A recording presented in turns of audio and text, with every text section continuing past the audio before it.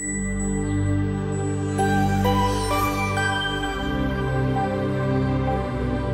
think I've always had this real interest and passion about the future. I remember as a kid, maybe 6 years old, reading one of my father's school textbooks, which was about the future, and it had these pictures of how the future might unfold. And I remember being absolutely fascinated by this whole notion of, in the future, it could be different to the way it is today, and the uncertainty about how that future could look. And I think I've always been really intrigued by how things play out. For example, like even movies like Sliding Doors. I love Sliding Doors. The whole notion of a fraction moment in time of, you walk through one door or you don't, but what it leads to is a whole different possible future unfolding. And if you read Chaos Theory, which is about small changes of things in the present and about how that can have quite large consequences in the future, that whole notion I find so fascinating.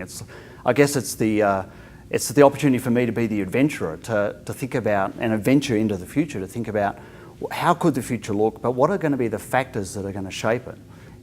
If small changes in the current situation could make a big difference in the future, as leaders in organisations, how do you start to be proactive in that rather than at the effect of changes? How do you start to make and design the changes that are going to have the future you would prefer to have happen unfold over time? We work in different locations around the world. There's a whole society and a whole humanity unfolding, and I guess my interest and I guess my passion is that if the work of our company can just make a few small differences with organisations or decision leaders, and that leads to some better decisions, that in itself will have some impact and make some difference over time. But how we do that practically is we really equip people with the information and the tools to be able to make better decisions, to improve their critical thinking, their leadership, but really importantly, their future thinking, that ability to be able to look into the future, recognise what's important, and be able to take account of that when making decisions so people don't make the wrong or the bad decisions.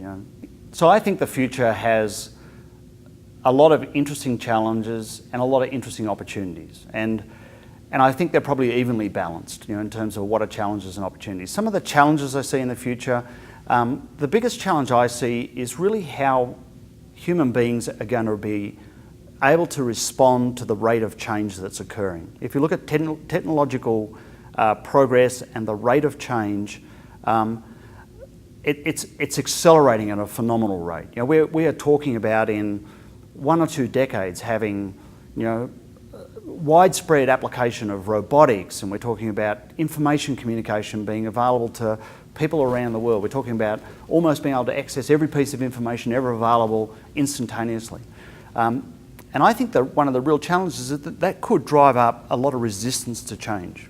If I look at history, I see societies have really dealt with what you might call progressive forces, people who are wanting to move forward, and perhaps regressive or conservative forces which want to hold it the way it is. And we like to think that wouldn't happen in today's world, but you don't have to go far back in history, and there were, where societies shift away from progress and kind of contract back to more the stable or the known, right? And that can be quite a disruption to growth and development. So I think at a macro level, one of the big challenges is going to be how do human beings deal with the rate of change, and what happens to the people who might get left behind. That the technology accelerates so fast, some people may just get left behind in that technological race. The other issue I see too is as things like robotics and technology rolls out, it's hard to see how the jobs are going to be created to keep the population fully employed. We're so used to our identity being associated with the career we have or the job that we do. How do we start to think about a society where there may not be the same compelling need for people to be working? So there are a couple of the challenges I see, and I see other macro ones, but I'm actually a perennial optimist. I think human beings have a phenomenal ability to be able to resolve challenges and apply intellect and come up with solutions. I worked for some 8 years as a rangeland scientist, so I worked in the outback of Australia, really understanding systems and really immersing myself in how nature works. And I think the systems thinking that I learned, and through survival and through my professional application, is really still runs through everything I do. I mean, even today I look at, futures for organisations and regions from a systemic point of view. I'm interested in how things impact not just in one dimension, but I'm interested in what the impact of decisions in an organisation is on the people and on their families and on their environment and on their triple bottom line or their economic bottom line. I'm interested in how those things play together. And then I had an opportunity. I worked for a senior cabinet minister in Australia and was involved in international trade development. But through that, I think what I started to really learn that I loved was I loved working with people when they started to see something different about the future.